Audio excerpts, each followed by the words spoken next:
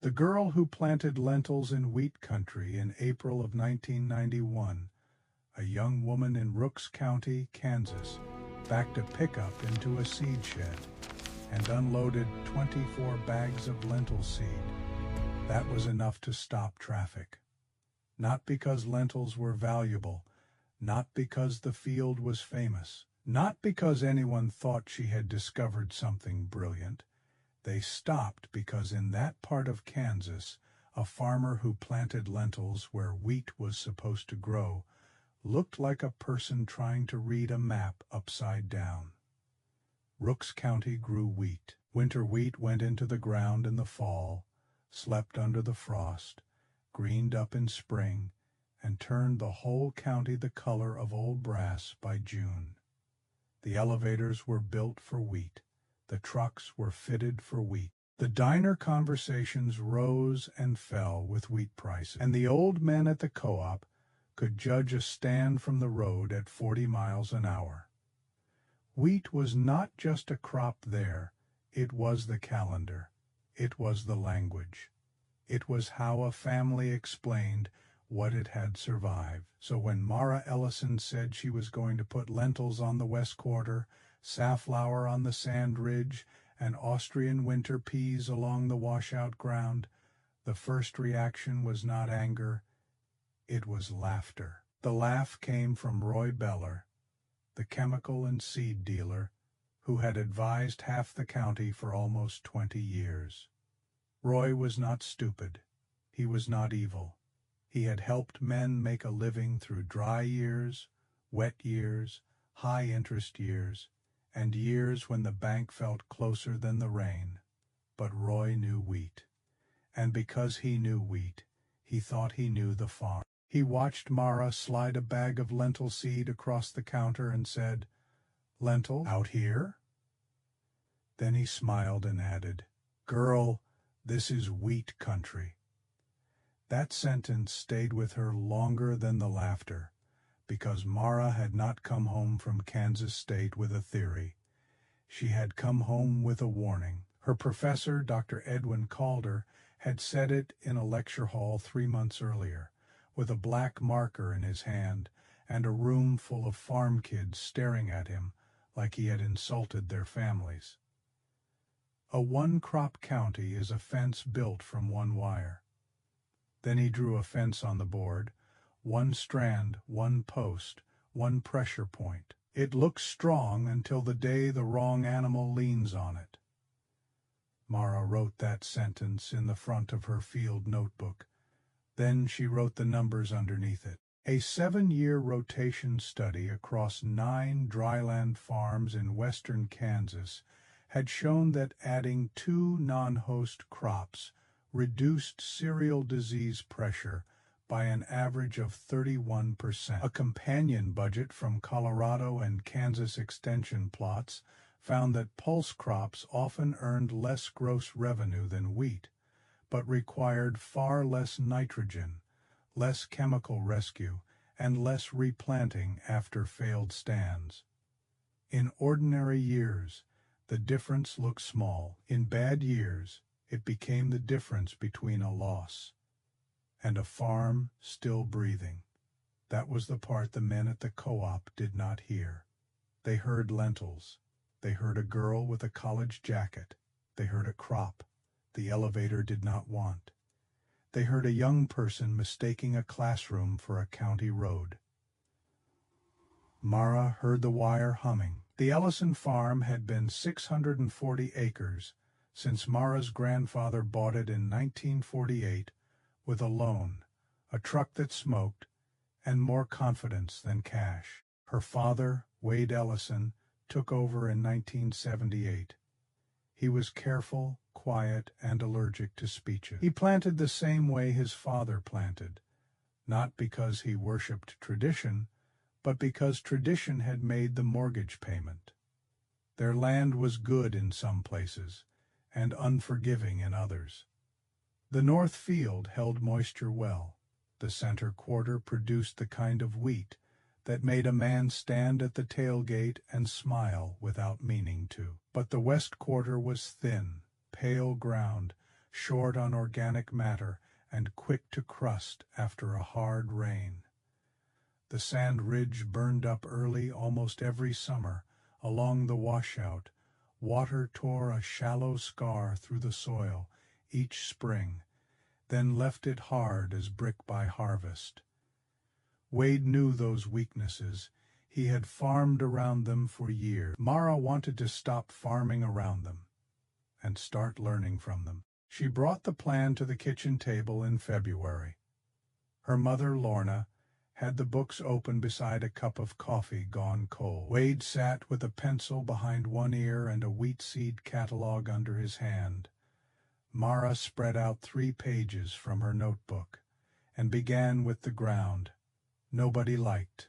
The west quarter would go to lentils, because lentils could make money on lower moisture and leave nitrogen behind. The sand ridge would go to safflower, because safflower roots chased water deeper than wheat and did not invite the same cereal disease cycle. The washout ground would get winter peas as cover, because bare soil was not resting. Bare soil was losing. Wade listened. He always listened before he disappointed you. When she finished, he turned the pages slowly. "What elevator is taking lentils?" he asked. "Great Bend," Mara said. "I called them Monday. What's the haul? Too far to be convenient. Not too far to be profitable." He looked at the numbers again. "What if the stand fails? Then we lose less than we lose when wheat fails on that west quarter." Lorna did not look up from the ledger, but she said, "That part is true." Wade glanced at his wife. Lorna kept her eyes on the page. Mara waited. The house was quiet except for the refrigerator motor and the wind pushing against the kitchen window. February wind on the plains has a way of making every decision feel older than it is. Finally, Wade tapped the notebook with one finger. 80 acres, he said. No more. Mara nodded, because 80 acres was not permission to change the farm. It was permission to prove the farm could change. By April, the co-op knew. There are no secrets in flat country. A field can be read from a road, a purchase can be read from a receipt, and a family experiment can be read from the way men stop talking when a daughter walks through the door. Mara went to Prairie View Co-op for inoculant, a phosphate blend, and 2 boxes of parts for a planter adjustment. Roy Beller was leaning against the counter with his coffee. 3 farmers stood near him, including Cal Ransom, who ran 900 acres south of Zurich and spoke in the slow tone of a man who expected the room to make room for him. Roy saw the inoculant. "What are you planting?" he asked. "Lentils," Mara said. The counter went still. Roy laughed first. Not a cruel laugh. That would have been easier.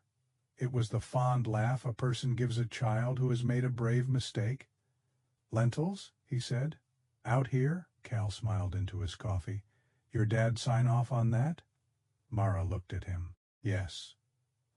The word did not land the way it should have, because the men heard her father's name and not her answer. Roy picked up the inoculant box and turned it in his hand. "You got a market?" "Yes." "You got equipment? Enough? You got experience?" "No," Mara said. "That's why I'm starting with 80 acres. Cal shook his head. "College makes a person restless," he said. Mara opened her notebook to the budget table. She had written the numbers cleanly, because she had known this conversation would come. Lentils projected at 1,100 pounds per acre. Contract price at 14 cents a pound. Input cost under half the wheat program on the same ground. Safflower on the sand ridge, with lower chemical exposure and a deeper rooting profile. Winter peas calculated not only for seed value, but for nitrogen credit and erosion control. Roy looked at the page. He did not laugh this time, but his face held the same conclusion. "Mara," he said, "those trials are not this county."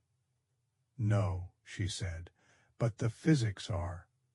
That was the moment the room changed. Just a little. Roy set the notebook down. "You can't farm physics," Cal said. Mara closed the notebook. "No," she said, "but physics farms you." She paid for the inoculant and left. For 3 weeks, the lentil field looked like a mistake. It was low, uneven, unimpressive. The wheat around the county climbed faster and greener. From the road, Mara's west quarter seemed to be thinking about becoming a field, while everyone else's had already decided.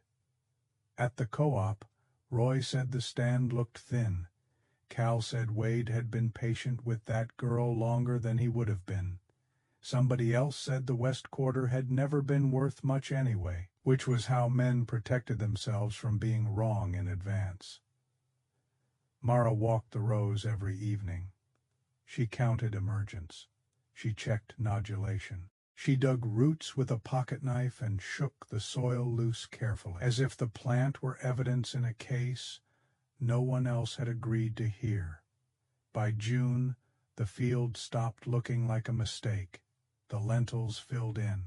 The safflower on the ridge stayed blue, green through a 10-day dry spell that curled the edges of nearby wheat leaves. The peas along the washout held the soil after a hard rain that would have sent brown water moving toward the county road in any other year. Wade noticed first, though he tried not to show it.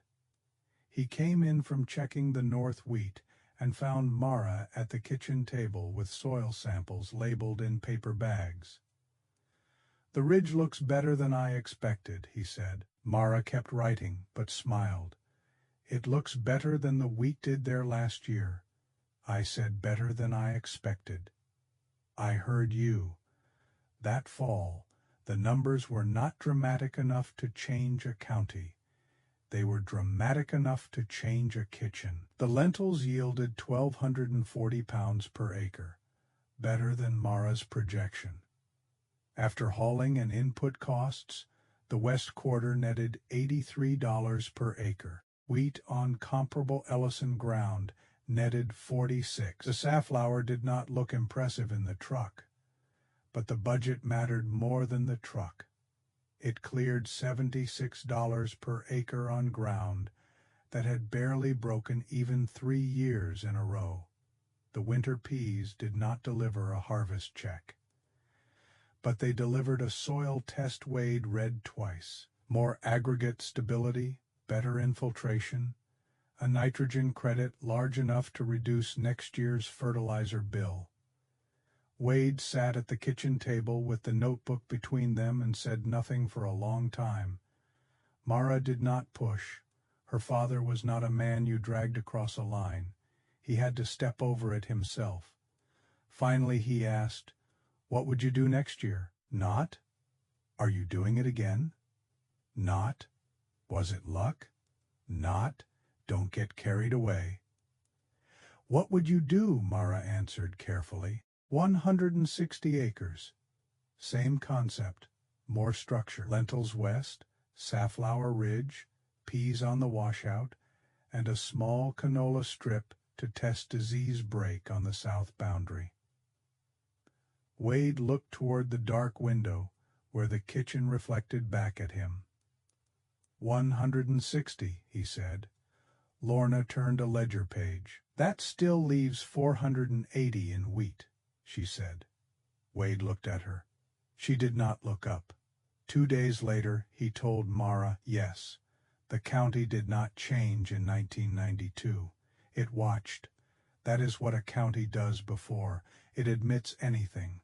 It watches from trucks, from fence lines, from co-op counters, from diner windows. It waits for the experiment to embarrass itself. But in 1993, the weather sharpened. Spring came warm. Volunteer wheat flushed early in ditches and field edges. A dry wind carried dust across the roads in April. By May, Agronomists were talking quietly about mite pressure and the green bridge that lets trouble move from old wheat into new wheat without ever having to cross bare ground. Most farmers heard the warning and filed it under normal anxiety. There is always a warning. There is always a pest. There is always a disease with a name that sounds worse in a report than it looks from a pickup. Rooks County had heard warnings before and still made wheat. Then the streaking began. At first it looked like uneven fertility, pale lines, yellow flecks, plants that seemed hungry even where the nitrogen was right. Then the patches widened, leaves twisted, heads came short. By the second week of June, some fields looked as if someone had dragged a dull brush through the green and painted sickness into the road. Wheat streak mosaic moved across the county with the quiet speed of something that had been invited years earlier. The mite did not care about confidence. The virus did not care about tradition. It cared about host plants, timing, and uninterrupted opportunity. A one-wire fence had met the animal it could not hold. Cal Ransom's South Farm took it hard. Not every acre, but enough. The county agent walked his worst field on June 18th and stopped counting when the pattern became obvious.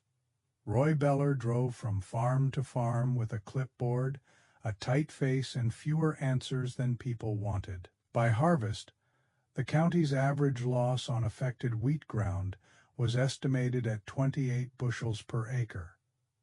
Some fields lost more than 40, at wheat prices just under $3 a bushel. Those were not academic numbers. They were operating notes, machinery payments, school clothes, conversations with bankers held in voices no one used unless something had broken. The Ellison farm was not untouched. Mara never claimed that. Wheat disease did not stop at a property line because a young woman kept good records. But the pattern on their land was different. The fields following lentils and safflower showed lower mite counts. The South Canola Strip interrupted the green bridge, where volunteer wheat had once carried trouble from one season to the next. The washout ground, covered instead of bare, held moisture and did not turn into the sick, dusty corridor. It had been in earlier years. Wade lost yield on his wheat, but not like Cal, not like the North Township, not like the farms that had spent decades making the county easy for one kind of trouble to understand. Mara's lentil ground yielded again. The safflower stood through June heat. The diversified acres did not make the farm rich. They did something more important. They gave the farm options while everyone else was counting damage. When the books closed that fall, the diversified acres cleared $112 per acre on average. The affected wheat acres across the county were, by the extension estimate, down nearly $70 per acre from their expected net. On the Ellison farm, the wheat loss was roughly half the county average. Wade read the table in Mara's notebook. Then he read it again. He had spent his whole life believing good farming meant doing one thing well enough that the bad years could not catch you. Now he was looking at proof that good farming might mean refusing to give a bad year only one target. He leaned back in the chair. Outside, the November wind moved through the shelter belt. "You were right," he said. Mara shook her head. The rotation was right. Wade looked at her for a long time. Then he took the pencil from behind his ear and set it on the notebook. "You plan it," he said. "All of it. All of it." That was the real harvest. Not the lentils. Not the safflower. Not the table of yields and losses. The real harvest was Wade Ellison, wheat farmer, son of a wheat farmer, grandson of a wheat farmer, handing the rotation decisions to his 24-year-old daughter, because the numbers had done what pride could not do. They had made the truth small enough to hold. Roy Beller came to the farm 3 weeks later. He did not drive fast up the lane the way salesmen sometimes do when they want their arrival to sound like business. He parked by the machine shed and walked to the house carrying his cap in one hand. Mara answered the door. Roy looked older than he had at the co-op in April of 1991. Not much older, just enough for worry to have found a place around his eyes. "You got a minute?" he asked. They sat at the same kitchen table. Roy put a county map between them, folded and refolded until the seams were soft. He had marked problem fields in pencil. He had circled Cal Ransom's South Farm. He had drawn a line along the creek where volunteer wheat had been thick. He had written question marks beside names Mara knew. "I need to understand what you did," Roy said. Mara watched him. The man who had laughed at lentils in wheat country was sitting in her kitchen asking for a lesson. She could have made him pay for that sentence. A smaller person might have. Instead, she opened the notebook. "Do you remember what you said at the co-op?" she asked. Roy looked at the table. "I remember, you said. This is wheat country." "I did. You were right," Mara said. "That was the problem." Roy lifted his eyes. Mara turned the notebook toward him. "The point was never that lentils are magic. They are not. Safflower is not magic. Peas are not magic. The point is that a field growing one thing teaches every pest, disease, and market exactly where to aim. Rotation makes the target move." Roy sat with that.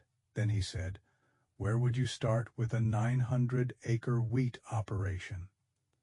Mara picked up a pencil. "With the worst ground," she said. "Always with the ground that's been telling the truth the longest." They worked for 2 hours. Roy asked practical questions. Markets, equipment, planting windows, chemical carryover. What to do with sandy ground. What to do with leased ground. How many acres were enough to matter, but not enough to bankrupt a man who was scared. When Mara did not know, she said she did not know. That may have been why Roy believed her. By spring of 1994, 5 farms in the county had added a non-cereal crop to their rotation. By 1995, it was 11. Not because anyone had. Farmers do not change because a story is pretty. They change because a number keeps showing up and refusing to leave. Cal Ransom planted chickpeas on 80 acres in 1995 and complained about them every week until harvest. Then he saw the net sheet and complained less. By 1997, he had 3 rotation plans taped to his shop wall. At the co-op, Roy stopped calling it alternative cropping. He called it risk management. That name mattered. Alternative sounded like a hobby. Risk management sounded like something a serious farmer could admit to doing. Mara presented the Ellison records at the county winter meeting in 1998. 200 people came, which was nearly everyone who had once said lentils like they were naming a circus animal.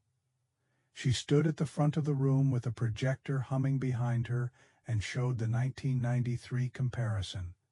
Not to embarrass anyone, not to win an argument that had already ended in the soil. She showed it because farms forget slowly and numbers help memory stay honest. Lorna sat beside him with a ledger in her lap, because some habits do not leave a person. When Mara finished, the room clapped. Then Wade stood. He did not speak. He did not wave. He did not make a performance out of pride. He simply stood in front of the people who had laughed, and that was enough. Years later, Mara would write one line about that night in the same notebook she had carried into the co-op. Dad stood before the room was ready. There is one more thing. In 2006, Mara's son Eli came home from a school project with a folder about camelina, a small oilseed crop most of the county had never heard of. He was 11 years old, freckled, serious, and absolutely certain that the crop belonged somewhere on the Ellison farm. Mara was at the kitchen table when he spread the pages. He told her camelina could fit into dryland rotations, could handle poor moisture, and might open a new market if the biodiesel buyer in Salina kept expanding. Wade, now older and slower but still incapable of leaving a farm conversation alone, sat near the window with his coffee. Eli finished his explanation and waited. Mara looked at the folder, then at her son, then at the old notebook on the shelf. She remembered a seed dealer laughing. She remembered a county leaning into one crop like it could never fall. She remembered the first time her father moved the pencil toward her and gave her the farm's future by inches. Then she said, "Show me the data." Eli grinned and opened the folder. Wade laughed softly from the window. Not the old laugh, not the co-op laugh, not the laugh that dismisses what it does not understand. This was the laugh of a man watching a fence gain another wire. The Ellison farm still grows wheat, that part matters. The lesson was never to abandon the crop that built the place. The lesson was to stop asking one crop to carry every season, every threat, every payment, and every hope. The West Quarter still rotates through pulses. The sand ridge still gets deep, rooted crops when the numbers justify them. The washout ground is rarely bare now. Soil organic matter on the worst 80 acres has climbed from 1.6% in 1991 to just under 3%. The county agent says that kind of change should have taken longer. Mara says the soil did not ask for permission. Roy Beller retired with a rotation chart taped behind his desk, and a sentence he repeated. So often people began to think it had always belonged to him. A farm with one crop has one way to be wrong. He knew where he had learned it, from a 22-year-old woman with a notebook, from a bag of lentil seed on a co-op counter, from a county that laughed before it listened. Mara Ellison planted lentils in wheat country. The wheat county laughed. Then the disease came. The wheat streaked yellow. The old certainty buckled, and the little plants everyone mocked became the proof no one could unsee. The fence is still being woven.